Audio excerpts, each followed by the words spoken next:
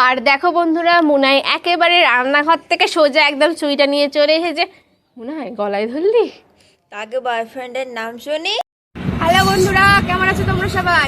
আশা করি তোমরা সবাই অনেক ভালো আছো, আর আমরা দুজনেও অনেক ভালো আছি। তো আমরা দুজনেই আজকে সকাল সকাল যাচ্ছি আমাদের গ্রামের বাড়িতে। সেখানে দাদার একটা পার্সেল আসার কথা আছে। তো কয়েনের বিষয়ে, কয়েনেরই একটা পার্সেল আসবে। যতদূর সম্ভব মানে ক টাকার পার্সেল? 10 টাকা, তাই না? হ্যাঁ বন্ধুরা, তো 10 টাকার কয়েনের উপর কয়েনের একটা পার্সেল আসার কথা আছে। তো আমরা দাদা সেখানে যাবে, কিন্তু দাদা পরে যাবে। তো দাদা যাওয়ার আগেই চেষ্টা করবো সেই আমরা পার্সেলটার আনবক্সিং করার চেষ্টা করবো যতদূর সম্ভব। তো চলো তোমাদের সাথে আবার গ্রামের বাড়িতে গিয়ে দেখা। বন্ধুরা, মনে হয় এখন টিকিট কাটছে।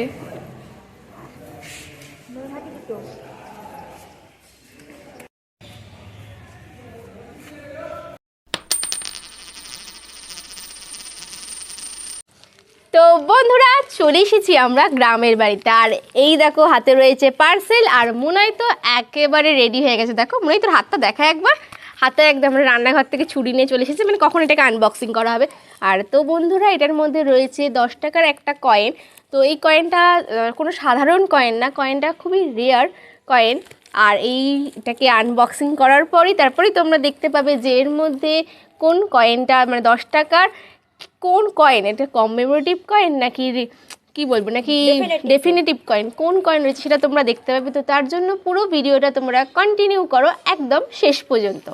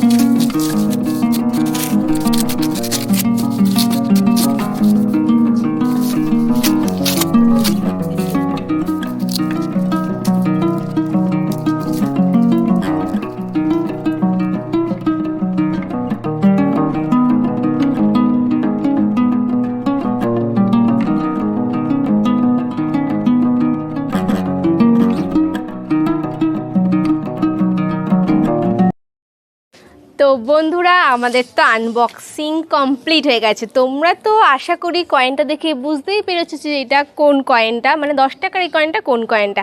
আর এই কয়েনটা 10 টাকার এই কয়েনটার থিম হলো মহাত্মা গান্ধী। এই কয়েনটা প্রথম ইস্যু করা হয় 1969 সালে। আর এই কয়েনটা দুটো মিন্ট থেকে ইস্যু করা হয়েছিল, একটা হচ্ছে বোম্বে বা মুম্বাই মিন্ট, আর একটা হচ্ছে কলকাতা মিন্ট।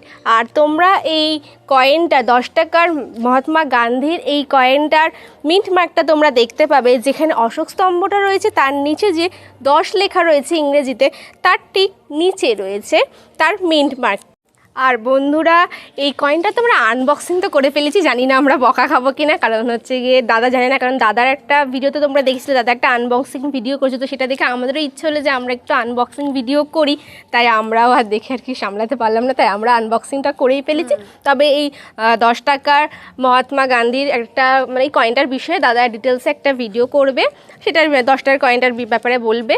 আর চলো এবার এই কয়েনটার মেটাল বা ধাতুটা কি, আর এটার বর্তমানে দাম কত, সেটা এবার জেনে নেওয়া যাক। তো বন্ধুরা, 10 টাকার এই কয়েনটার মেটাল বা ধাতু হলো সিলভার, বাংলায় যাকে বলা হয় রূপো।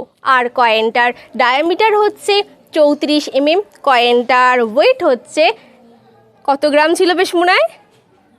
কয়েনটার ওয়েট হচ্ছে বন্ধুরা 15 গ্রাম।